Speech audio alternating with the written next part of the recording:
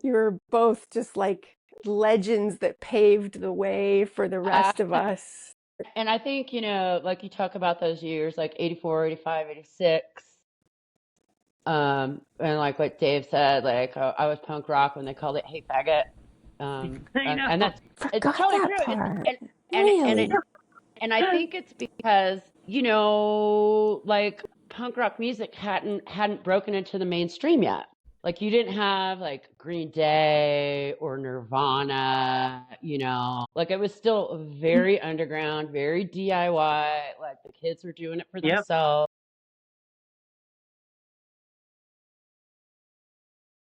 So, Susan, we have to Yeah, take a different track here. Our all right, conversation is going to steer a different direction.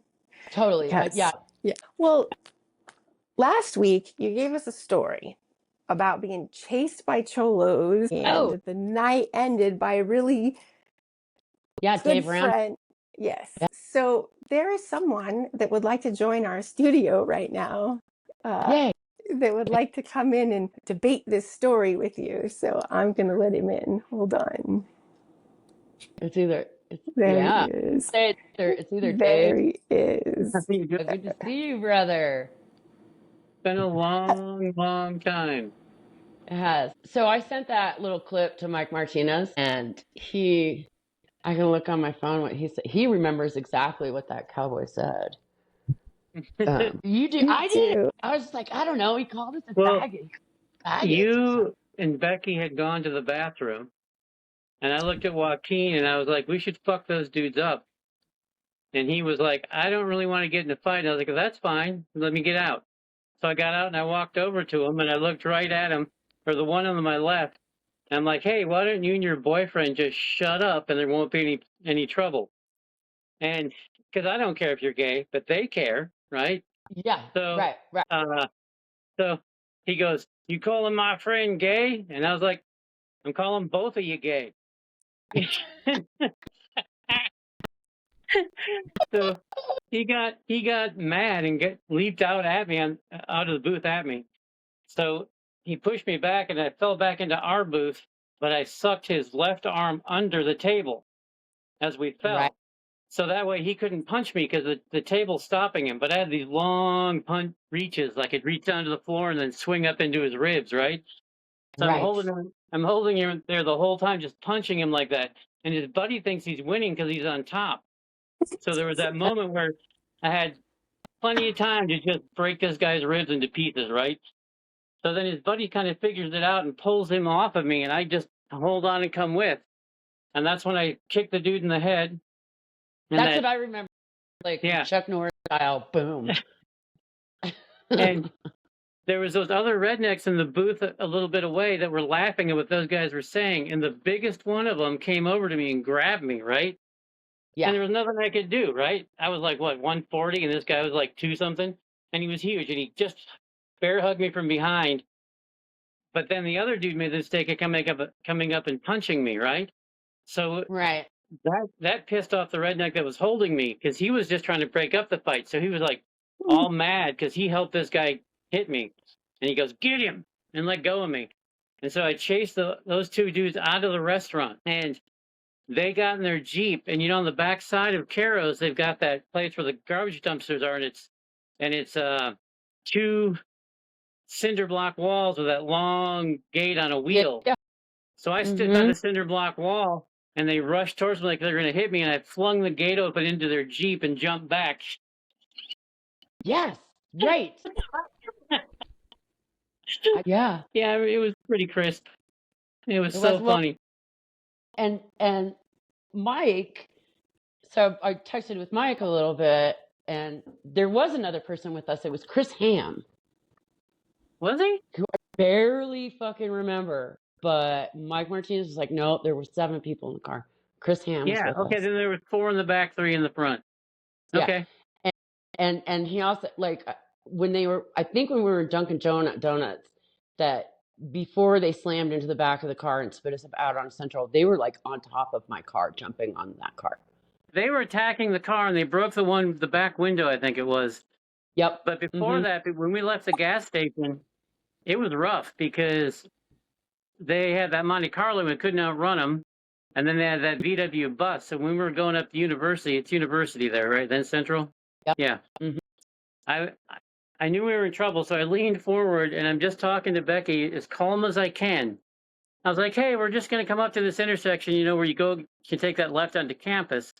Go as fast as you can, but you're still going to take a quick left. But you're going to have to make that left, but you have to go as fast as you can, and don't go until I say."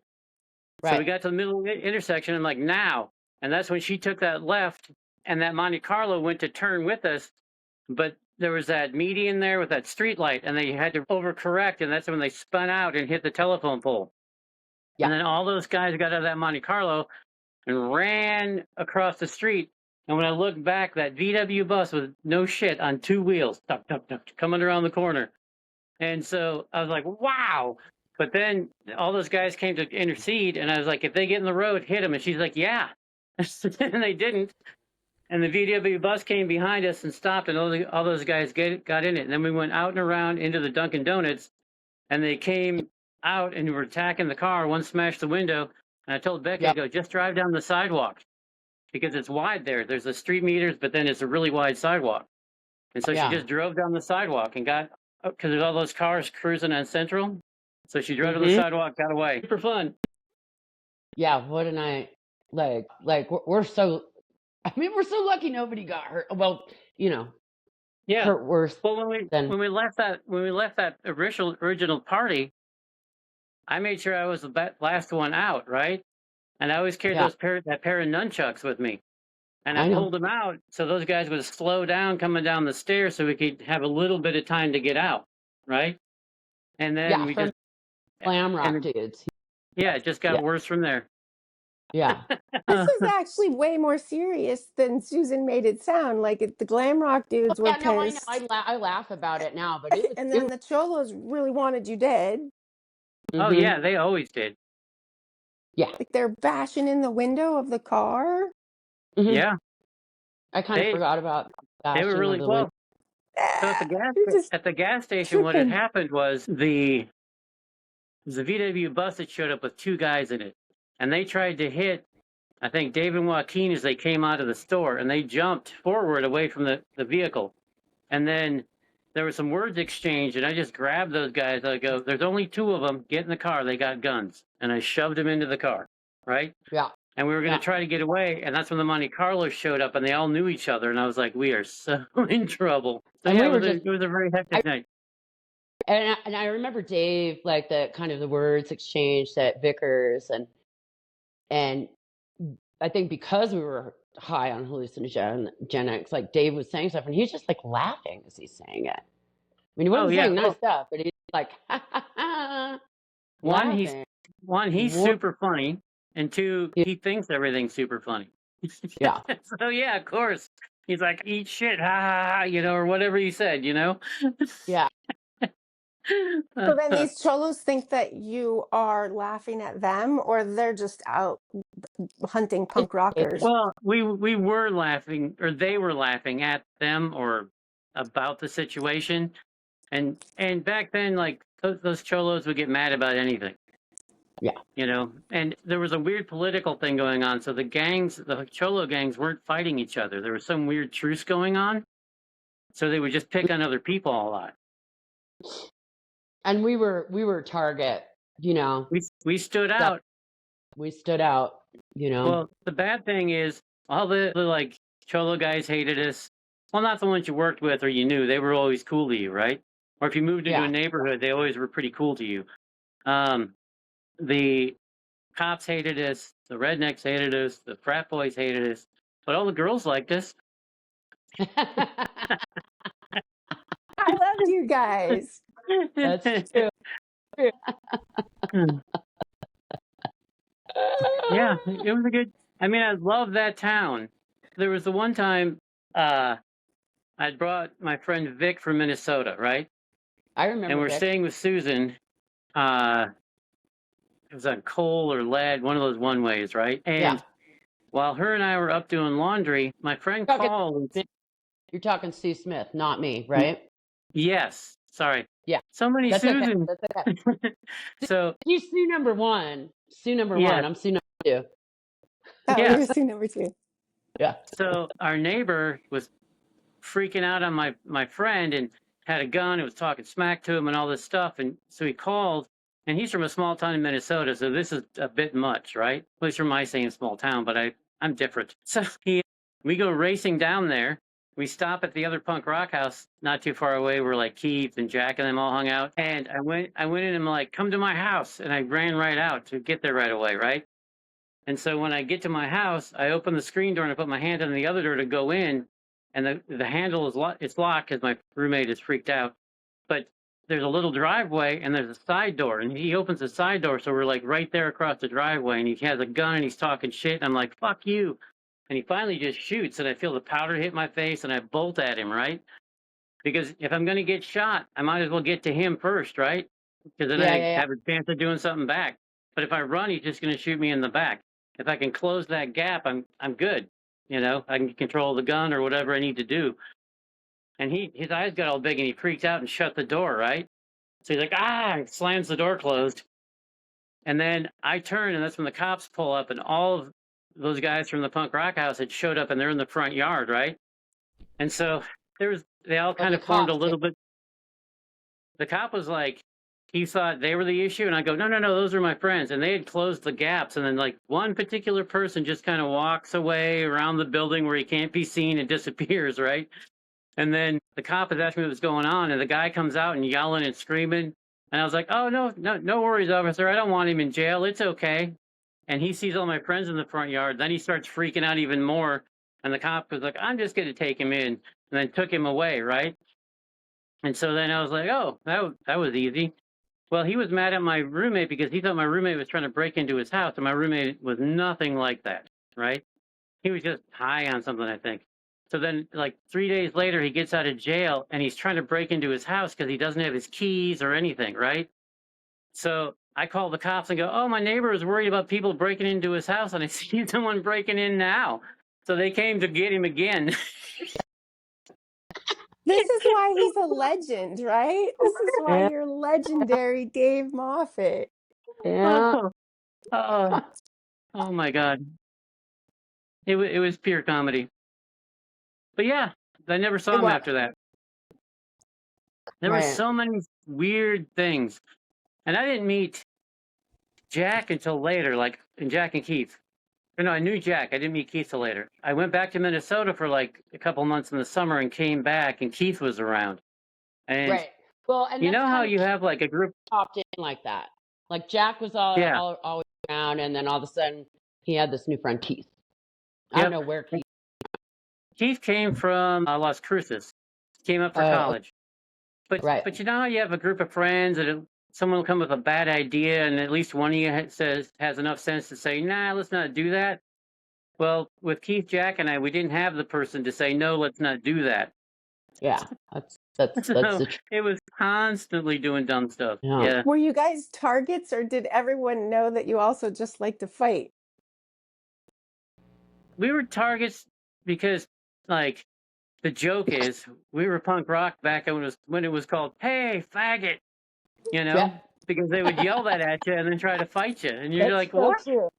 Like, what are you doing? And it's like, but I in one way appreciate that because I have a lot of friends that are gay, right?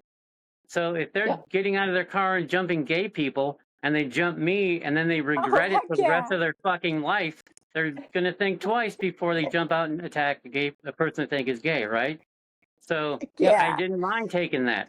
Like, you know, I have still do, had a lot of mental issues from when I was young, all that trauma you suffer when you're a kid. And then you're about 18 and 19 trying to figure it out. Like, why do I act this way? And my therapy was violence, you know? Yeah. I didn't go looking for it, but when people brought it, I tried to finish it. And there was usually quite a bit of it around. Well, in Albuquerque, yeah. Because you could walk to the store to get your soda, or you could get in a fight. Mystery, right? You don't know what you're getting yourself into when you go to the store. No. What's the day Not at all. bring me? Yeah. There was just a lot of weird stuff. Like Francis from Taos, he was down staying with me for a while, and I sent him. Do you know what happened to Francis at all? Sorry, what, you broke up? Do you know what happened to Francis at all, or where he's at, or anything? Last I heard, I think he moved to California for a while, like maybe even the Okay. Bay Area. Right. Um, but I haven't seen him since I went to Taos. Like, I was in Minnesota, and Mace and Tanya called me, and they were like, "Hey, come to Taos for the summer." And I was I like, remember. "Okay." I remember So when you I guys were up I in ended up Taos. hitchhiking to Denver, and I had Stephanie was up in Denver, Stephanie Meacham. So Yep. I stayed with her, called them and said, "Hey, I'm in Denver. I'll just in the morning I'll start down." And they're like, "Oh, we'll just come pick you up." So they came and nabbed me. Then I hung out with Francis in Taos for the summer, which Yeah. would bring me to a machete story if it was Albuquerque. Taos was not much different. No, it wasn't. You would Smaller. think it was a smaller town, but there was a lot of messed up stuff always happening there too. I think it's just What's the the state. connection there? It's just the whole state. Yeah, it's a lot more like the Wild West than people understand, right? Mm-hmm. And Where did you come from, Dave? Like you moved into Albuquerque and stayed for a few years and then we're gone yeah, again? I came from Minnesota, not Chicago, but close. They're Oh, really close to each other. I'm sorry. I thought it was It's okay. Chicago. Yeah. Okay. I grew up in southeastern Minnesota, and then when I was 18, me and a friend of mine worked at Seneca Foods, which is Libby's, and saved all of our money. And then we just went west. We didn't know where we were going, didn't care. And we picked up these two Native American hitchhikers somewhere in South Dakota, and they were going to Albuquerque.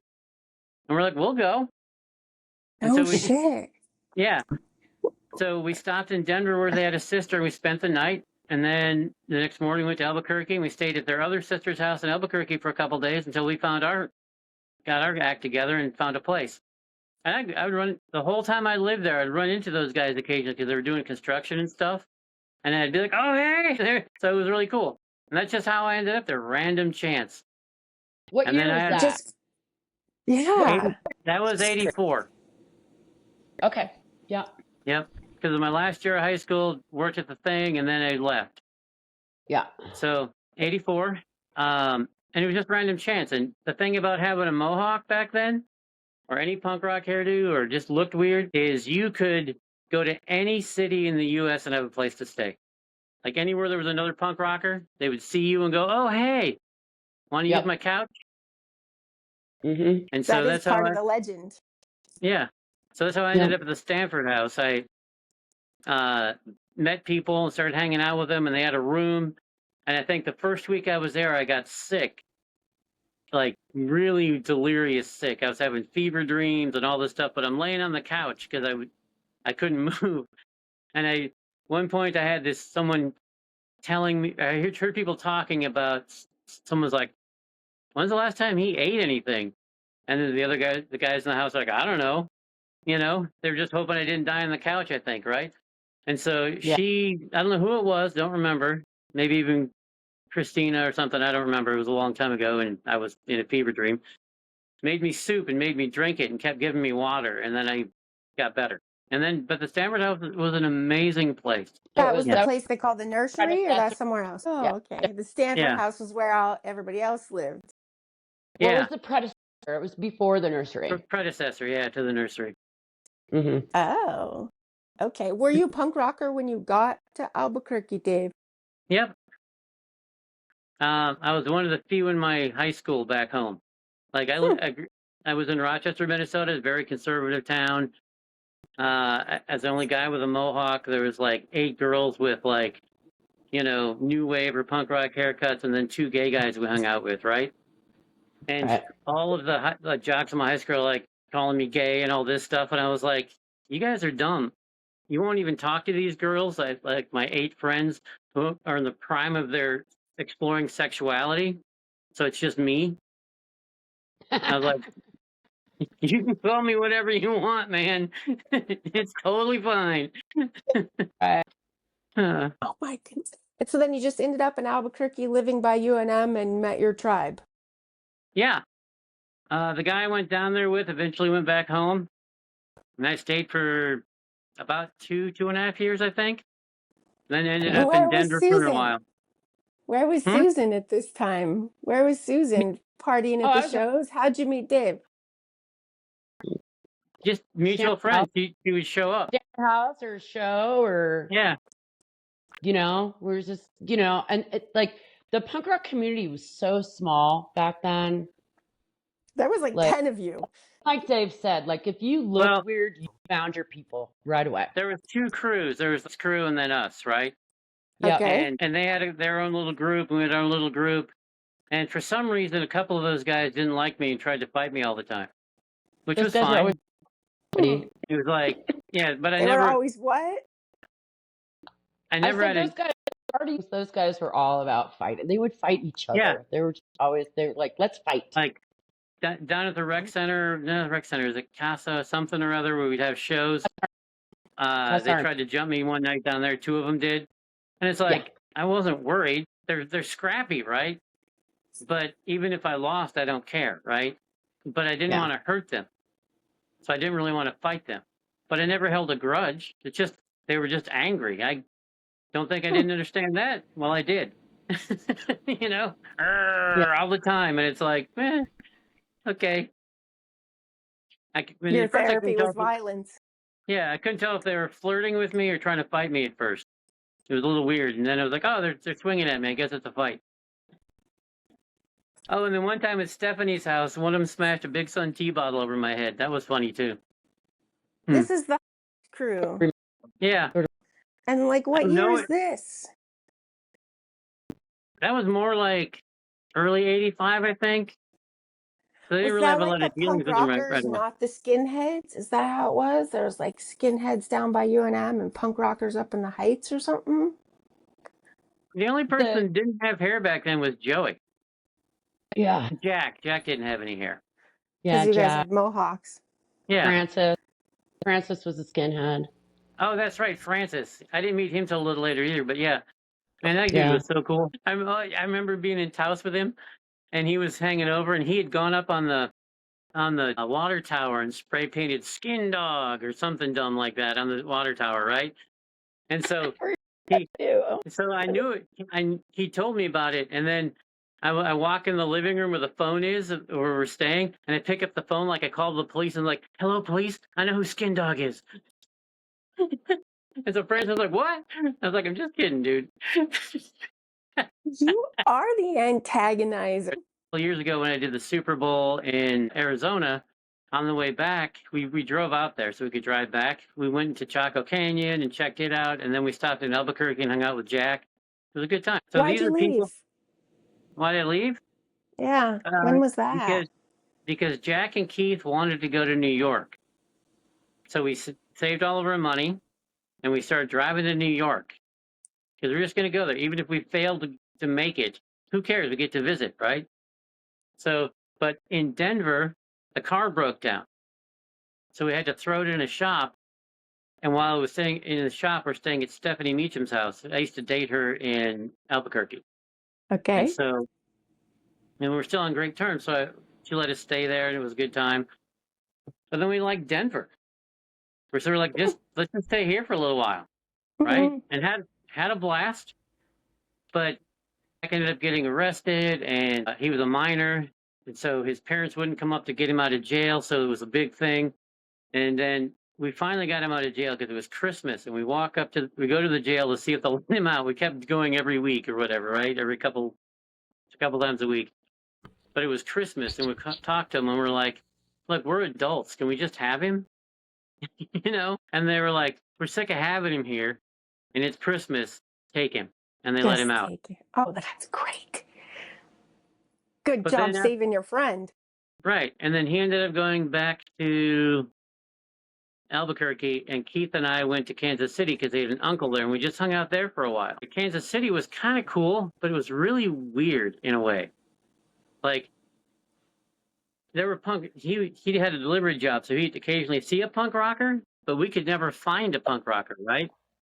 So what we did is we were walking to the store to get, snacks or whatever, and we came back, and we'd always take a different route. And one day, as we were walking, we look up, and somebody has an alien from the movie, one of those models, tied outside their window. And so we both look at each other like, let's go talk to that guy. So we knocked on his door and said, hey, we don't know you, but we like Alien too, blah, blah, blah. And he's like, and he knew all the punk rockers.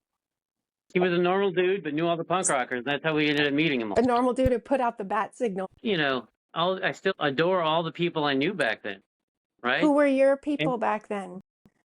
It was the people I hung out with the most were Joey, Francis, Keith, Wookie, his name's Steve Meacham.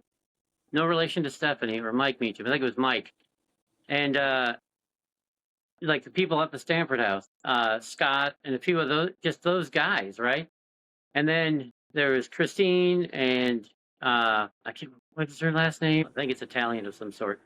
And then Teresa Alamo, hung out with her quite a bit, and I visited her last time I was in Albuquerque too. So like those people, like it was just that weird moment in someone's life where you meet the people that are your people and you bond with them, and you're just, even if you never see them again, they're always your family, right? Yep. And those were those people. Because being in a punk rock scene like that, you know that you have each other's backs.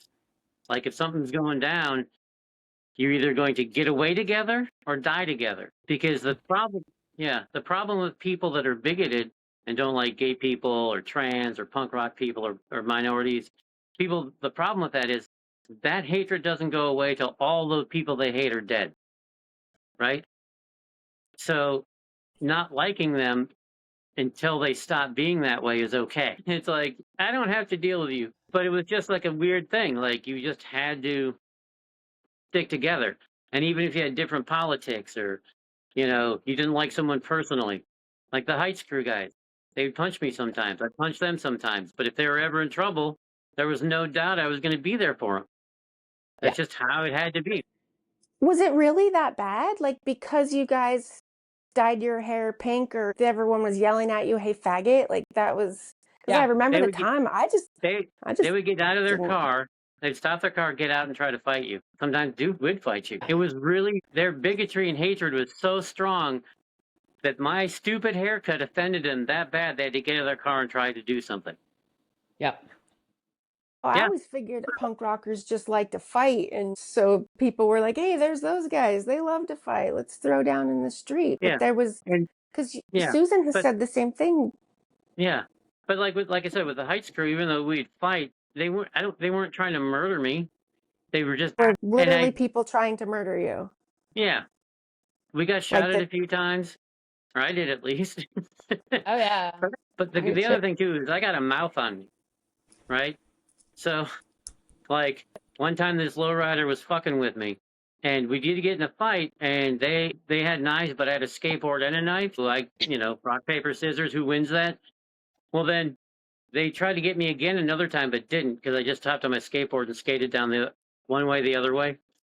But because they had more people with them. But then I saw them in that Jack in the Box right across from the university, and they were inside, and their car was outside. And I think that was with Jack.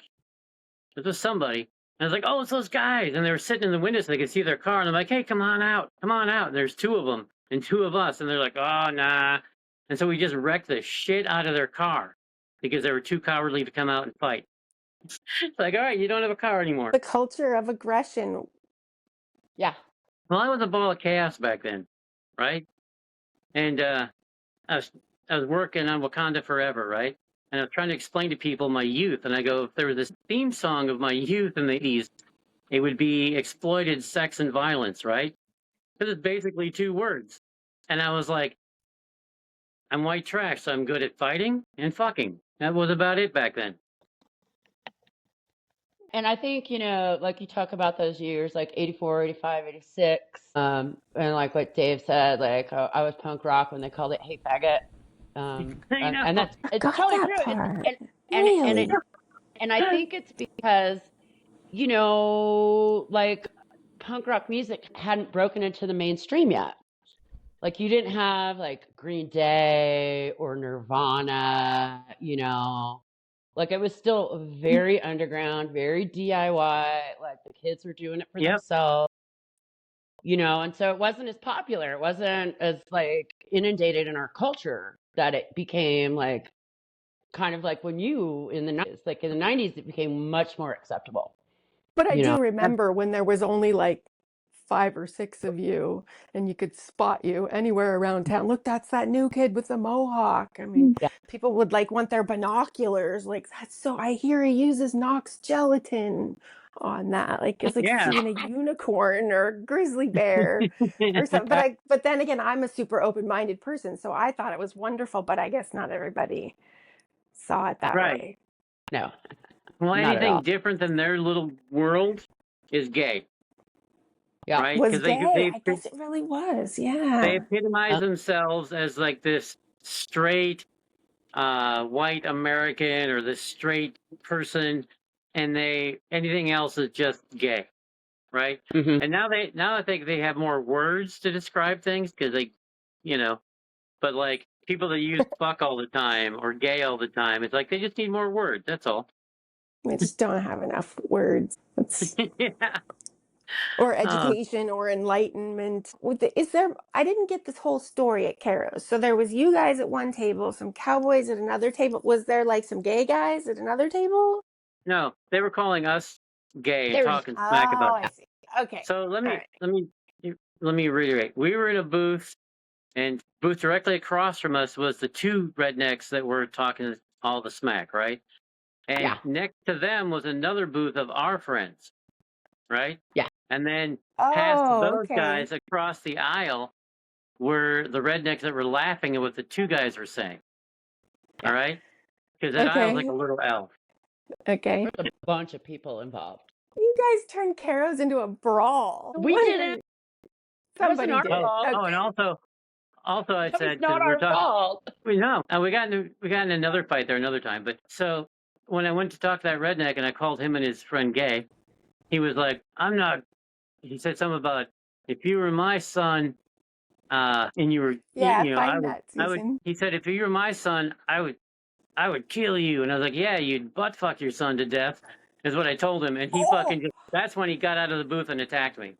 Yeah, and that's it. When I messaged Mark, I sent that clip you to want to Mike. Talk shit? I'll talk shit. Yeah, and that was Mike Martinez said that. Mike Martinez said, the cowboy dude said, if I had a son like you, I'd kick his ass.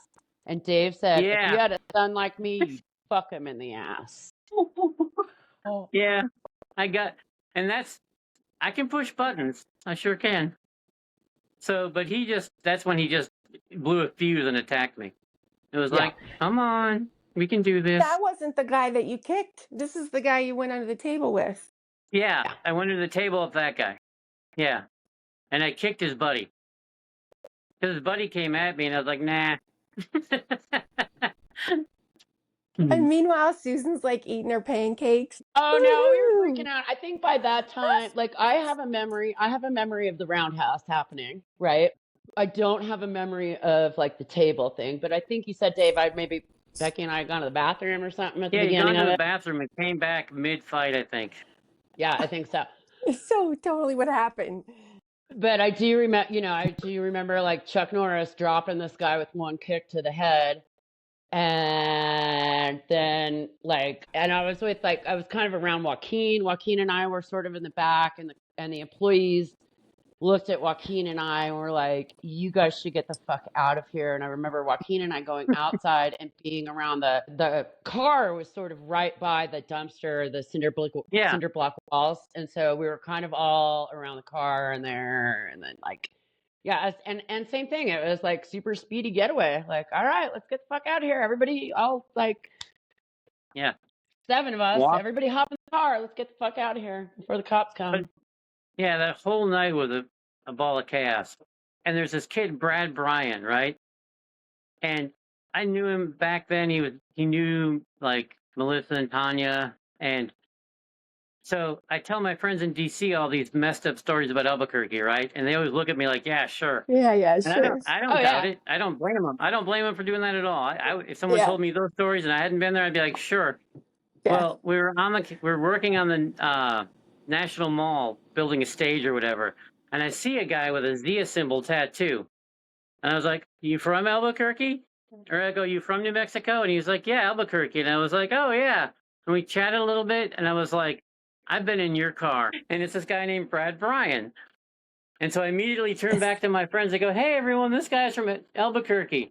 And I go, is Albuquerque as messed up as I say it is? And he's like, oh yeah, probably worse. Oh my gosh. Probably worse. Yeah. Probably worse. I've never met anyone anywhere I've ever been that hadn't at least been to Albuquerque that was like, that place is whack. Yeah. Yeah, it's cool. It was chaotic, and it was my first real journey outside of Minnesota, right? I moved there, and it was just a ball of chaos, but my whole growing up was chaos, so I felt comfortable in it, you know? It didn't mean I wanted bad things to happen to my friends, but, I was there to make sure bad things didn't happen to my friends, But the thing I tried to do with the guys that I hung out with there, like the Stanford House and the other punk rock kids, is instill a sense of situational awareness. Always kind of make sure, look at people, but don't try to make eye contact, but just check out their body language. They might be going to do something. And when you're walking down the street, and people are passing you, just kind of keep an eye on how they react when they go by, because sometimes they're coming back around.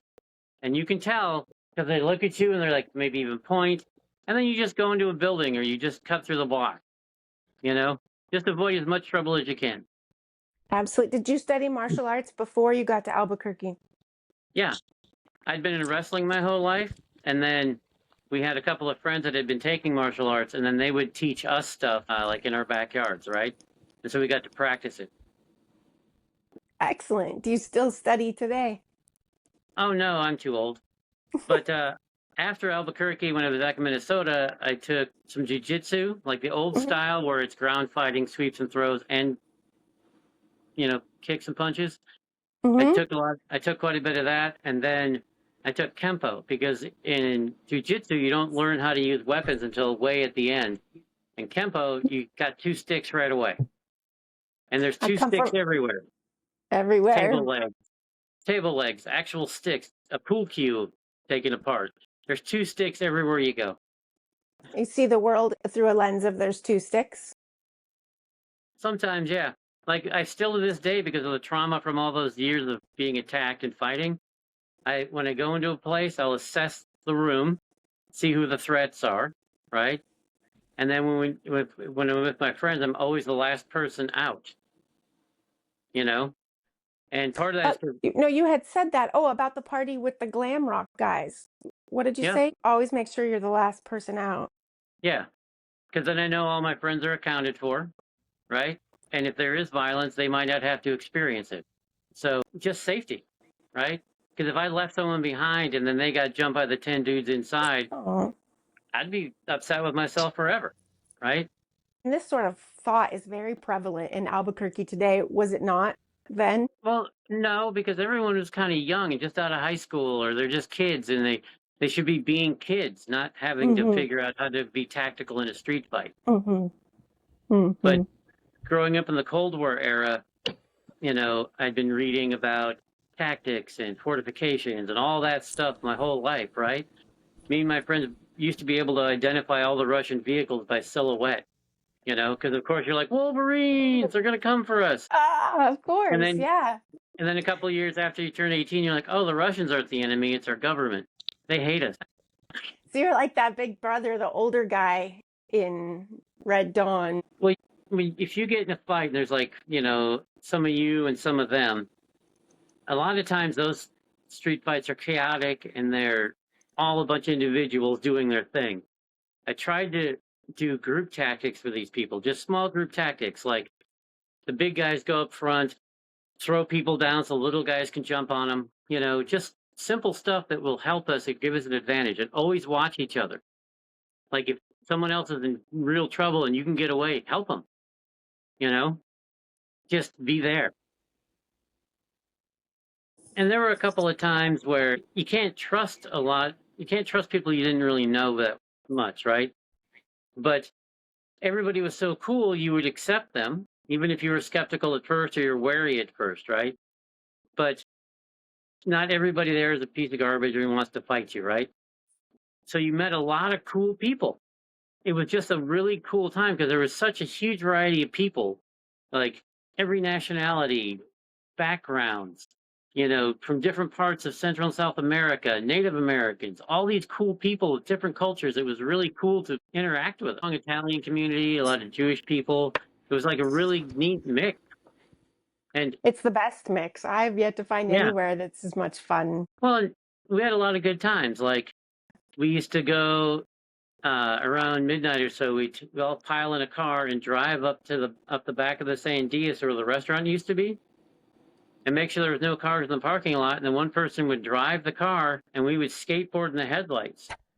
Oh, really? It was so cool because the switchbacks, And so we'd skateboard and we'd try to go on full moons because then you can get outside the headlights and used to the dark, and the full moon would light your path. Yeah. So wow, what a great road to skateboard. There was gems like that make Albuquerque worth the danger, right? I totally agree. I totally agree. And when you live through these experiences with your friends, you bond. You never forget those people. They're family.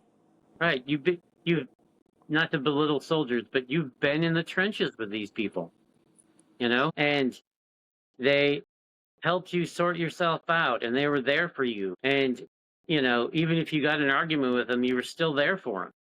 It was kind of like family. Like, you might not like some of your family, but you still go to the family reunion and bring them a potluck item. Pie. Bring them a pie.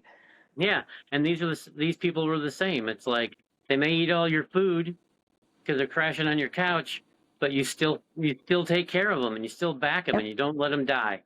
Nope. Nope, you take good care of them. People were more important to me than possessions, right? And so I always give a lot of my stuff away to people who need it. I'll get a new one, or I haven't used that in 2 years. You can have it. That kind of thing, right? Yep.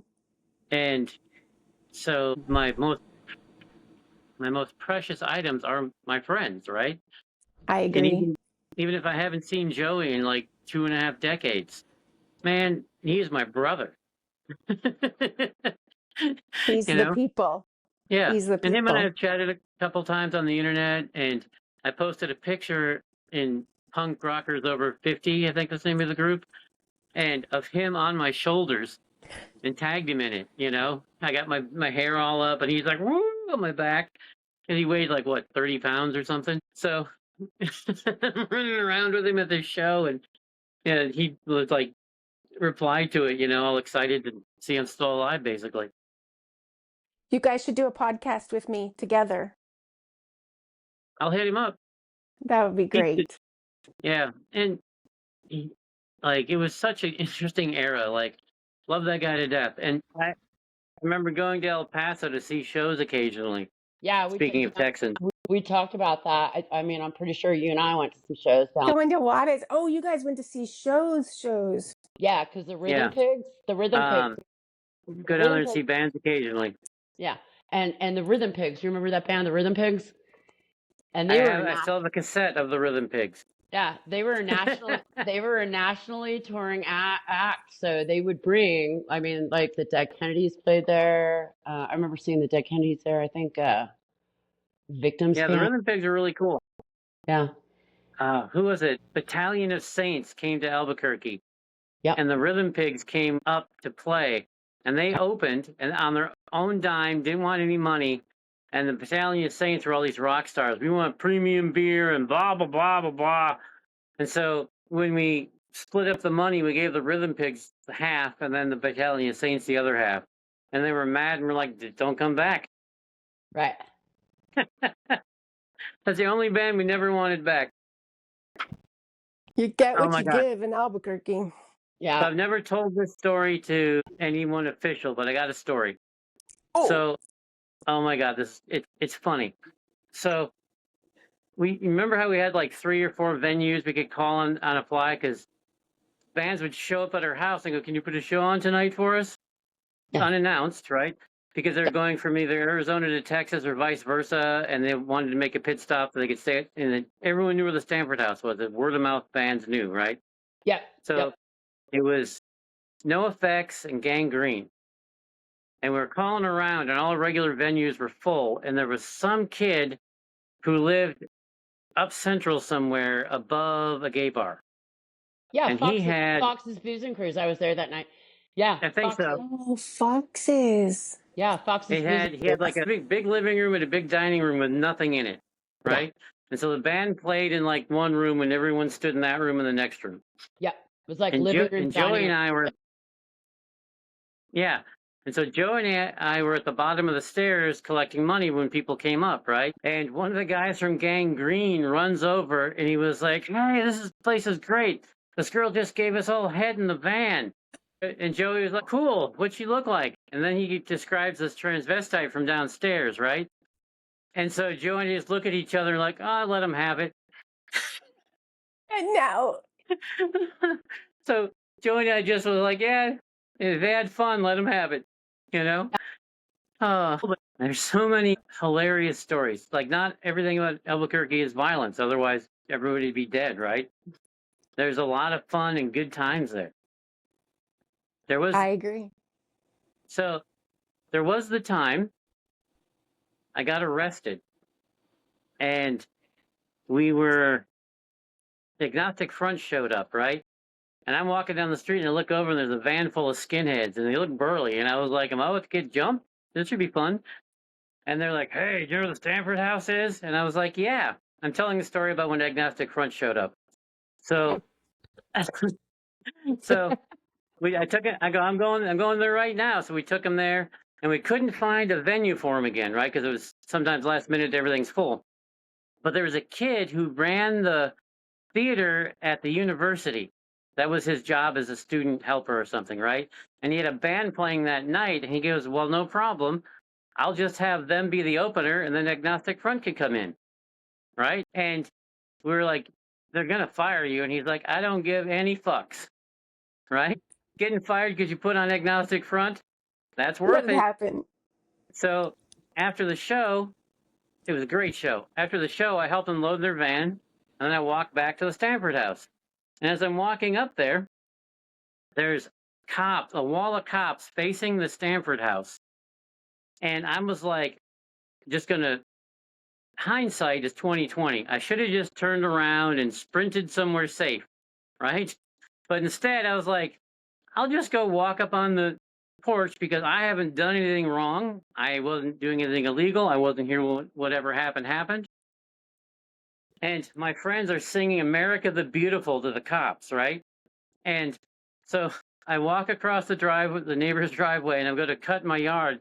And this female cop goes, "What about him?" I'm like, "What about me?" And these cops rush me and grab me, right? And so they're holding me, and I'm talking to him like, I haven't done anything. I just got here.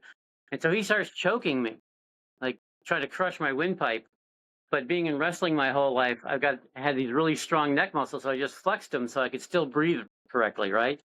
And so since I'm a smart ass, I was like, "Hey, if you guys need me to come down to the station sometime and teach you how to do that hold correctly, I wouldn't mind doing it."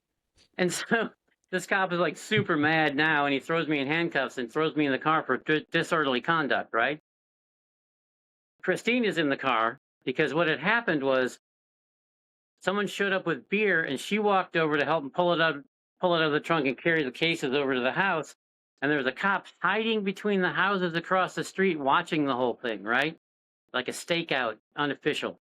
And so when he saw her grab it, apparently they had files on it, knew who she was, knew she wasn't of age to drink, and rushed out. All the cops showed up and arrested her and me, and I think that was it.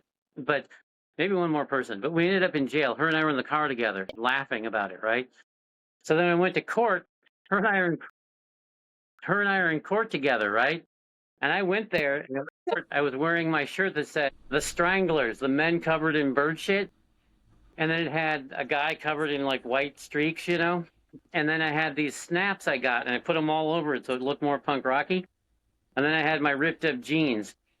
And so the judge, of course, goes, "You plead guilty, not guilty, or no contest."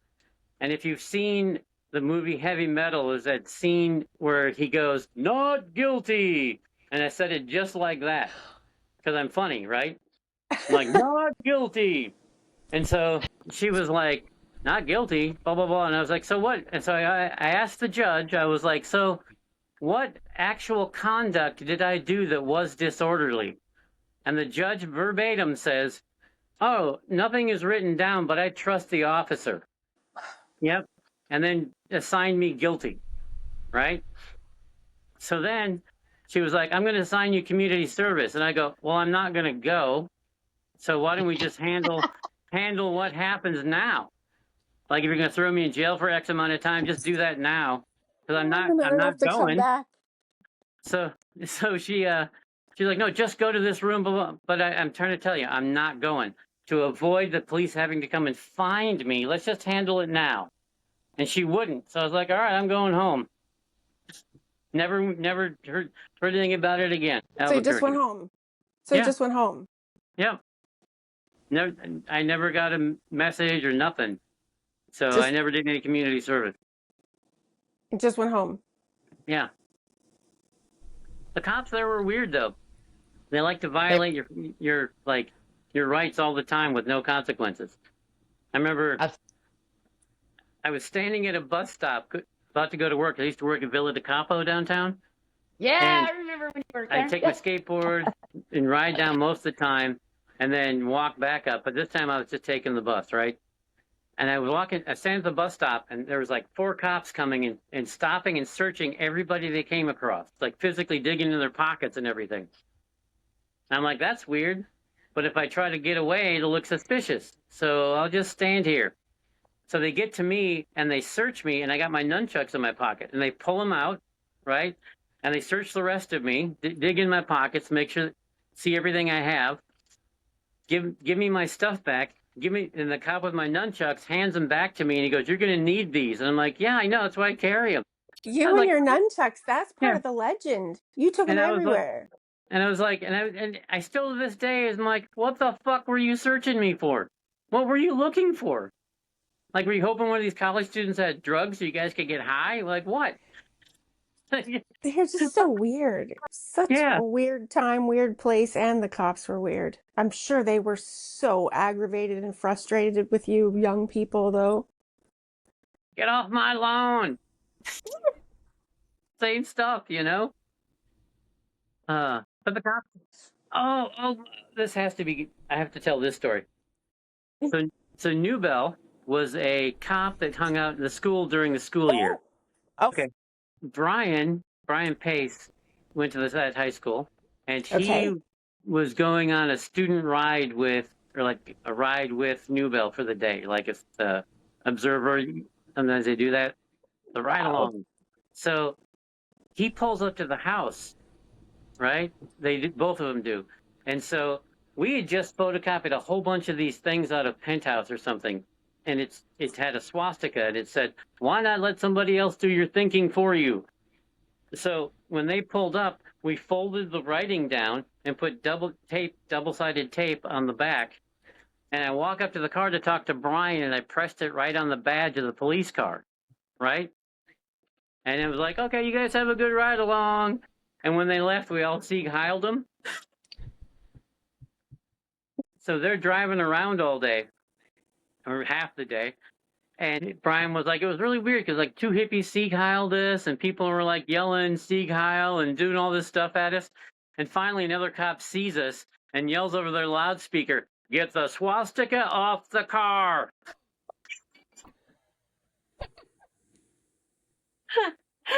Oh my God. Total gold. We're going to have to say goodbye. Let's get all 3 of us to say goodbye. I got more time than you did, Susan. Oh, he's teasing you because he came in and hijacked your show. No, I think that was meant to be. Like, and I have nothing but love for you. Yeah, I have nothing but love for you too. I'm like, Susan, we have a surprise guest with us today, like something they'd have on a game show. I love it. You should do that to other people too. Okay. Oh my God. That would be great. You should bring me on as a surprise guest with like, I don't know, Dom or or something like that. I want to be a surprise guest on somebody else's, like, you know what I mean? Okay, Just let's see sneak how in. hard this for me to edit. I might, if you guys don't hear from me for a month, it's because I'm trying to separate the audio tracks of 3 different people. All right. But if you ever want to do an interview with us again, I'm game, or just me again, I'm game. I still haven't told you the story about Sonic Youth in the sub basement. Goodbye. Thanks for joining me, everyone. This is so fun.